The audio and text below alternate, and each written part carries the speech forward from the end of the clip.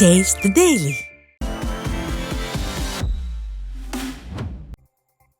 ராணிப்பேட்டை மாவட்டம் சோளிங்கர் மற்றும் அதன் சுற்றுவட்டார பகுதிகளில் பலத்த காற்றுடன் கனமழை கொட்டி தீர்த்துள்ளது.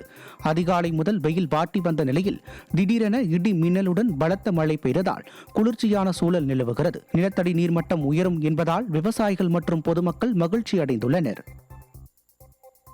மயிலாடுதுறை மாவட்டம் கருவிழுந்தநாதபுரம் அருகே 4 வழி சாலை அமைக்கும் பணி நடைபெற்று வருவதால் விவசாய நிலங்களுக்கு செல்லும் சாலைகள் துண்டிக்கப்படுவதாக கூறி 5 கிராம விவசாயிகள் சாலை மறியலில் ஈடுபட்டனர்.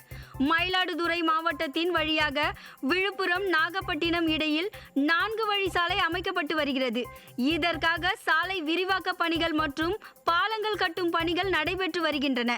இதனால் சங்கிருப்பு நடராஜன் பிள்ளை சாவடி, கருவிழுந்தநாதபுரம், கிடாராங்கொண்டான் உள்ளிட்ட 5 கிராமங்களில் வயலுக்கு செல்லும் பாதை சங்கிருப்பு கிராமத்தில் அமைந்துள்ளது. இந்த பாதையை அடைத்து 4 வழி சாலை செல்வதால் விவசாயிகள் தங்கள் நிலங்களுக்கு செல்வது கடினமாக இருப்பதாக கூறி சாலை மறியலில் ஈடுபட்டனர். கோவையில் தரணிதரன் என்பவரை கடத்தி அவரது சொத்து பத்திரம், கார் உள்ளிட்டவற்றை பறித்துக் கொண்டதாக முன்னாள் பாஜக நிர்வாகிகள் 2 உட்பட 3 பேரை போலீசார் கைது செய்தனர். திருப்பூர் மாவட்டம் தாராபுரம் பகுதியைச் சேர்ந்த தரணிதரன் என்பவர் தனக்கு சொந்தமான 35 சென்ட் இடத்தை பாஜக முன்னாள் நிர்வாகி ஹரிபிரசாத் என்பவருக்கு விற்க முடிவெடுத்து அட்வான்ஸ் பணம் பெற்றுள்ளார். இந்நிலையில் மீதி பணத்தை கொடுக்காமல் நிலத்தை தனது பெயருக்கு மாற்றி தரும்படி தரணிதரனை ஹரிபிரசாத் மிரட்டியதோடு அவரை கடத்தி சென்று வீட்டு பத்திரம் மற்றும் ஏடிஎம் கார்டுகளை பறித்துக் கொண்டதாக கூறப்படுகிறது. இது தொடர்பாக அளிக்கப்பட்ட புகாரில் ஹரிபிரசாத், பிரவீன்குமார், பாபு ஆகியோரை போலீசார் கைது செய்தனர். பிரவீன்குமார் அனுமன் சேனா அமைப்பின் கோவை வடக்கு மாவட்ட செயலாளர் ஆவார். வேலூர் மாவட்டம் பேரணாம்பட்டு அருகே தமிழகத்தில் இருந்து ஆந்திராவிற்கு கடத்த முயன்ற 1200 கிலோ ரேஷன் அரிசி பறிமுதல் செய்யப்பட்டுள்ளது. வேலூர் மாவட்ட குடிமைப்பொருள் வழங்கல் குற்றப்பிரிவு புலனாய்வு அதிகாரிகள் பந்தப்பள்ளி பகுதியில் வந்த டாடா ஏஸ் வாகனத்தை மடக்கி சோதனை செய்தனர். அதில் பேரணாம்பட்டு பகுதியைச் சேர்ந்த பொன்ராஜ், முகமது இஸ்மாயில் இருவரும் 1200 கிலோ ரேஷன் அரிசியை ஆந்திராவிற்கு கடத்திச் செல்ல முயன்றது தெரியவந்தது. இதையடுத்து வழக்கு பதிவு செய்து டாடா ஏஸ் வாகனம் மற்றும் 1200 கிலோ ரேஷன் அரிசியை பறிமுதல் செய்து இருவரையும் சிறையில் அடைத்தனர். தூத்துக்குடி மாவட்டம் ஒட்டப்பிடாரம் அருகே முகத்தில் இரத்த காயங்களுடன் இளைஞர் சடலம் குளத்தில் கண்டெடுக்கப்பட்ட சம்பவம் அதிர்ச்சியை ஏற்படுத்தியுள்ளது.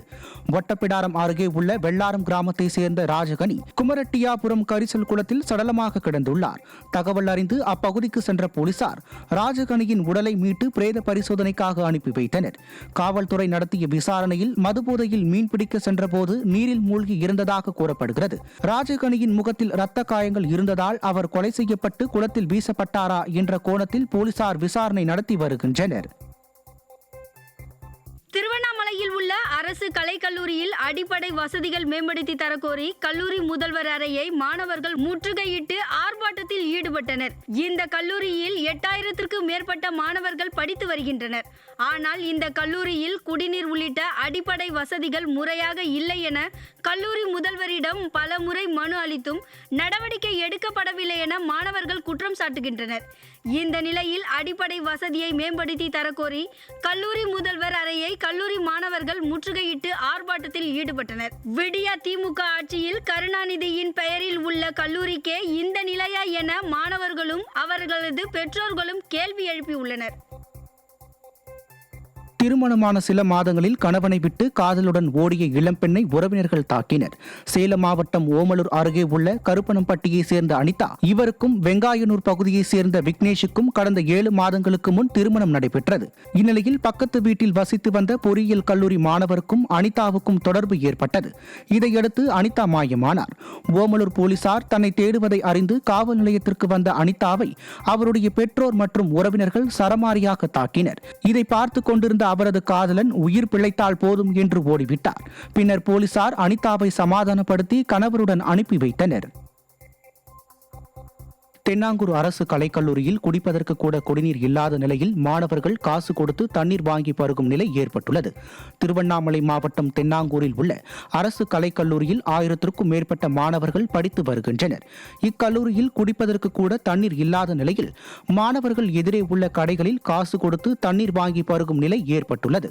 இதுகுறித்து கல்லூரி முதல்வரிடம் கேள்வி கேட்டால் அவர் அலட்சியமாக பதிலளிப்பதாகவும் இந்த விவகாரத்தில் விடிய அரசின் உயர்கல்வித்துறை உடனடியாக தலையிட வெளியிட வேண்டும் என்று பெற்றோர்கள் வலியுறுத்தியுள்ளனர்.